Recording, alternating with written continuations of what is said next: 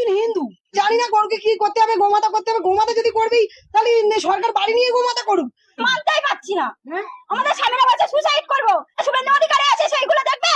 হ্যাঁ, বললে যে সোনার বাংলা করবো, সোনার বাংলা করার থেকে এটা কি করছে, তার থেকে জয় বাংলা অনেক ভালো ছিল। আমরা বলবো সরকারের কাছে চাইছি, নাই গরু নিয়ে যাক, নাই আমাদেরকে কি করবে করুক। এই পাশেই মুসলমান, তারা কোনোদিন এসে আমাদের কোনো আপত্তি করেনি, আর আমরাও তাদের কোনো এতে আপত্তি করিনি। কোনোদিন হয়েছে চেয়ারে বসেছে, তার মধ্যে এত কিছু আইন আমরা মেনে নিতে পারবো না। তাহলে আমাদের সংসারের দায়িত্ব নিয়ে লোনগুলো শোধ করে দিই, এটাই চাই। লোনটা নিয়ে আমরা গরু তুলি, আমরা কি করব? আমরা কি চুরি করব নাকি আমরা রাস্তায় গিয়ে ভিক্ষে করব? তাই আমরা লোন নিয়ে আমরা গরু বাড়িতে পোষাই করি। 1 লাখ টাকা লোন নেওয়া আছে, সরকার জবাব দেবে, এর জবাব সরকারকে দিতে হবে।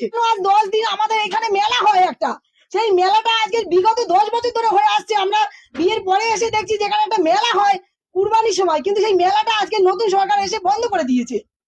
এই মেলার উত্তর সরকারকে দিতে হবে, কেন আমাদের এখানে মেলা বন্ধ হয়ে গেছে। যে গরুর মেলা হয় আমাদের অন্যায় বলছে। আমরাও তো একজন, আমরাও তো হিন্দু না, আমরা মুসলিম, আমরা গোয়ালা ঘোষ, কিন্তু সরকার কেন এই কথা বলছে আমি বুঝতে পারছি না। আমার নাম মিঠু ঘোষ, বামুনিয়া গ্রামে থাকি।